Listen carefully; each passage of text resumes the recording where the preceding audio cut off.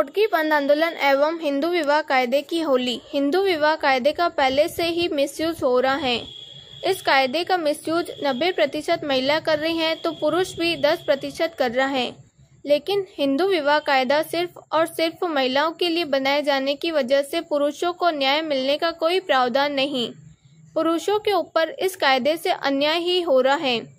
40% के ऊपर पुरुष इस अन्याय की वजह से सुसाइड कर रहे हैं, फिर भी सिस्टम सुधरने को तैयार नहीं। न्याय देवता के आंखों के ऊपर पट्टी है, लेकिन कोर्ट तो अंधा नहीं है ना। फिर सब पुराना होते हुए भी कोई कोर्ट कुछ एक्शन क्यों नहीं लेता है? हर वक्त हमें हाई कोर्ट, सुप्रीम कोर्ट ही जाने के लिए क्यों बोला जाता है? ऐसा देशद्रोही, दहशतवादी और यूजलेस हिंदू विवाह कायदा बंद होना चाहिए और पुरुषों को न्याय मिलने के लिए पुरुष हक का आयोग स्थापन होना चाहिए। और जो महिलाओं के झूठे आरोप साबित होते हैं, उस महिला के ऊपर भी केस फाइल होकर उसे भी सजा मिलनी चाहिए। सबको समान न्याय मिलना चाहिए। इसके लिए हम कोर्ट के सामने आमरण उपोषण करेंगे।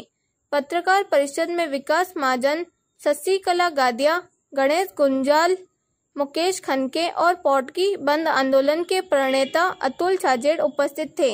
इस वक्त हिंदू व कायदे की होली की गई। पाली से कमल ललवानी की रिपोर्ट। पोटकी बंद आंदोलन छेड़ा हुआ है। ये जो प्रेस कॉन्फ्रेंस है, पोटकी बंद आंदोलन हिंदू विवाह कायदे की होली, उसके लिए प्रेस कॉन्फ्रेंस है कि हिंदू विवाह कायदा जो है इसका 90% महिलाएं मिसयूज कर रही है, एज वेल एज 10% पुरुष भी मिसयूज कर रहा है। लेकिन ये जो कायदा है, ये कायदा सिर्फ और सिर्फ महिला को फोकस बना के ही बनाया गया हुआ कायदा है। इस कायदे में कहां पर भी पुरुषों को न्याय मिलने का प्रावधान नहीं है। इस कायदे से उल्टा पुरुषों को बड़ा अन्याय हो रहा है। इस कायदे की वजह से 40% पुरुष सुसाइड कर रहे हैं, पेपर डिक्लेयर न्यूज है। लेकिन फिर भी कोई सिस्टम सुधरने को तैयार नहीं है। या देवता के हाथ के ऊपर पट्टी लगी हुई है काली, कोई कोर्ट के या जज के हाथ के ऊपर पट्टी लगी नहीं हुई, लेकिन कोई पर सुनने को तैयार नहीं है। अंधा कानून बोल सकते हैं, अंधा जज तो नहीं बोल सकते ना। तो वो क्यों चल रहा है ये समझ में नहीं आ रहा है। हर वक्त इधर नीचे की डिस्ट्रिक्ट कोर्ट में या तालुका कोर्ट में अगर डिसीजन लग गया और या कुछ गलत है डिसीजन, तो वो बोलते हैं आप ऊपर जाओ, हाई कोर्ट जाओ, सुप्रीम कोर्ट जाओ। क्यों जाए हाई कोर्ट, सुप्रीम कोर्ट?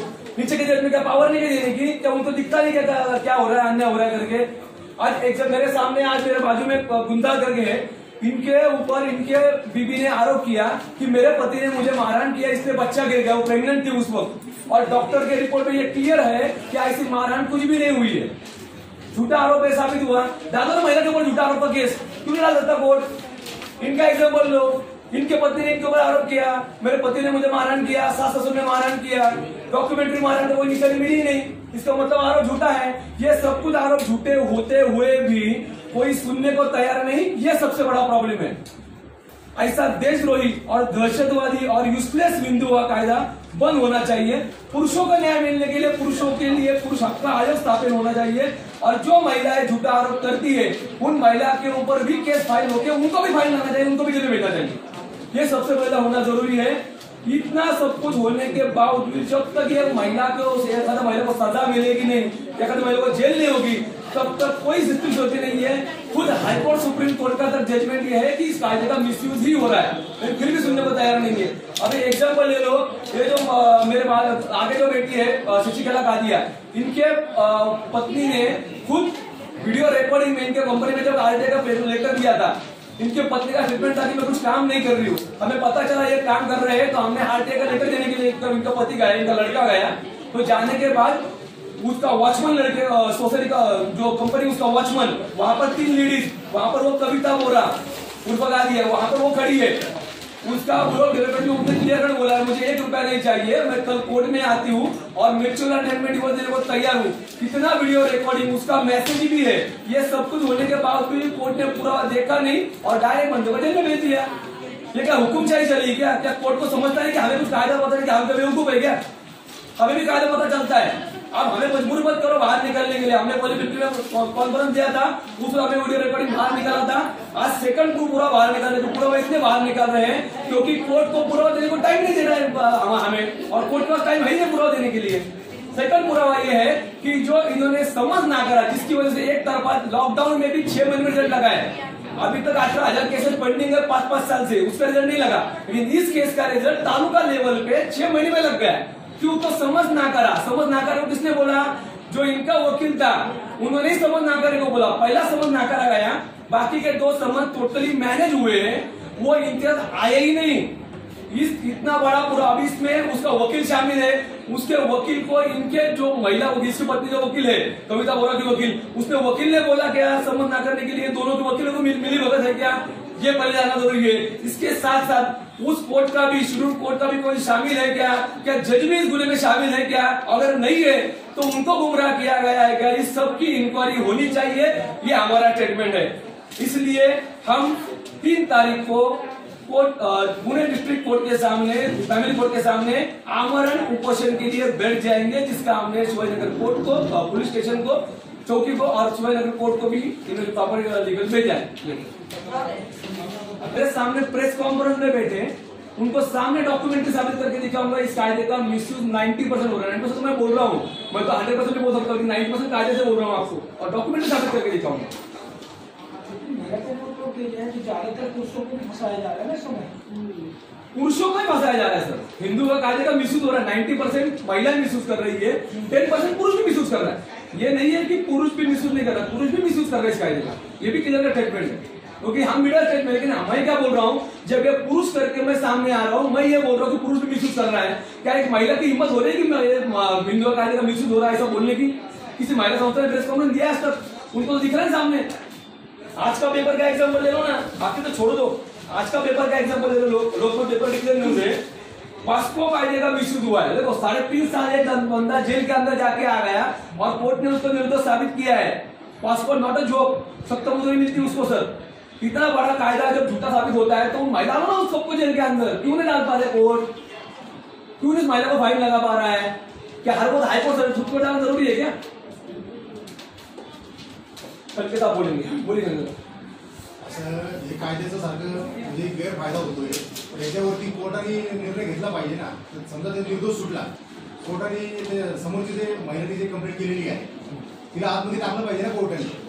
आणि काय होतं, कौटुंबिक कायद्यामध्ये समजा एखादी सून पोलीस स्टेशनला जाते, तुम्ही सगळ्यांवरती कंप्लेंट करता, सगळ्यांना अडकवता, सगळ्यांना तारीख चालू होती, चौकशी का होत नाही की यांनी नक्की हे केलं का नाही?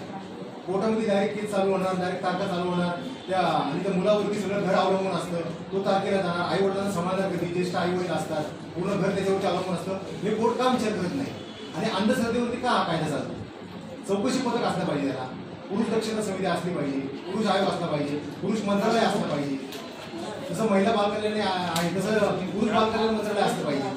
दोघांचा विचार झाला पाहिजे, त्याच्यामध्ये समान कायदा पाहिजे, फक्त एकासाठीच नाही पाहिजे। 498चा गैरवापर होतो, 125चा गैरवापर होतोय, तसं नाही झालं पाहिजे, दोघांसाठी समान झाला पाहिजे। महिला माझी आई पण आहे, माझी बहीण पण आहे, माझी मावशी पण महिला आहे, आम्ही महिला विरोधी नाही, त्या कायद्याविरोधी, एकतर्फी कायद्याविरोधी आहे।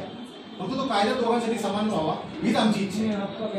समान कायदा होणार, समान कायदा झाला पाहिजे, सबको न्याय मिले, ऐसा कायदा में है ही नहीं कहाँ पर। हिंदू हुआ कायदा सिर्फ महिला के लिए बनाया गया है। महिला बोल सकती है पुरुष ने मुझे मारा करके, पुरुष जाके बोले कंप्लेंट करके देखे दिखाओ मुझे, मैं चैलेंज देता हूँ, पुलिस कंप्लेंट लेता नहीं आपकी कि मुझे मेरे पति ने मारा। अरे एक महिला गुंडा भी है, वो हफ्ता वसूली भी करती है, वो एक पुलिस में भी जॉब पे है, वो आर्मी में भी है, सब तरफ है ना। महिला का कम है, वो पुरुष को मारती भी है।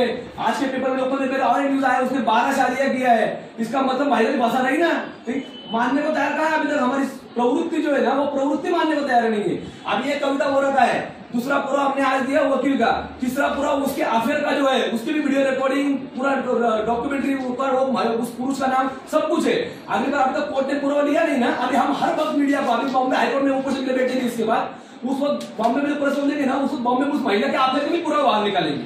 हमारे पास सब पुरावे है, सबके सब पुरावे हो से हम सामने नहीं आएंगे। हमारा कहना यह है कि हमें मजबूर मत करो बाहर निकालने के लिए। हमने प्रेम से बोला है कोर्ट को, हमें डॉक्यूमेंट देने के लिए मौका दो, हमारा डॉक्यूमेंट है, हमारा केस नील करो और उस महिला के ऊपर केस फाइल करो, ये होना चाहिए। नहीं हुआ तो अगर हम बंद नहीं हो गई उसमें कोर्ट की, महिला की जिम्मेदार उसका थोड़ा वो महिला है, हमारा कोई संबंध नहीं उसमें, क्योंकि हमने हर एक को मौका दिया था। हमने लीगल कोर्ट को शुरू को नोटिस भेजा था पहले 7 दिन पहले कि भैया आप 8 दिन का मौका दे रहे हैं, अगर माना तो अच्छी बात है, नहीं माना तो हम तो बाहर आ जाएंगे, फिर तो उनकी मर्जी है। आणि एखादी जावई चुकला, तुम्ही पोलीस कंप्लेंट करा, तो काय असेल ते चौकशी करतील, त्यानंतर जावयाला मारतील, काय बोलतील ते पोलीस करतील। तुम्ही स्वतःहून का त्याच्या अंगावर जाता, का मारणार जाता? एखादी जावईला मेवणा मारणार, त्या मुलीचे आई वडील येऊन मारणार, ते गुंड घेऊन येणार, मग हा अधिकार त्यांना कोणी दिला? आणि ते मारल्यानंतर त्यांच्यावरती कोणतीच कारवाई होणार नाही. आणि समजा एखाद्या सुनबाईला सासू-सासरे बोलले, लगेच त्यांना अटक, लगेच त्यांना जेल. आणि समजा सून उलटी बोलली आणि त्यांना मारलं, मग अटक का नाही, जेल का नाही? मग एकतर्फी कायदा काय? म्हणजे स्वतःच्या घरामध्ये स्वतःच्या आई वडिलांनी आणि त्या मुलांनी काय नोकर म्हणून आणि असं गुलाम म्हणून राहायचं का? आणि घाबरून राहायचं का? तो सगळं घर तो सांभाळला आणि तेच घाबरून राहायचं. अच्छा, अभी परसों की पेपर की न्यूज है, पत्नी ने अपने पीर के साथ मिलकर अपने पति को मारा.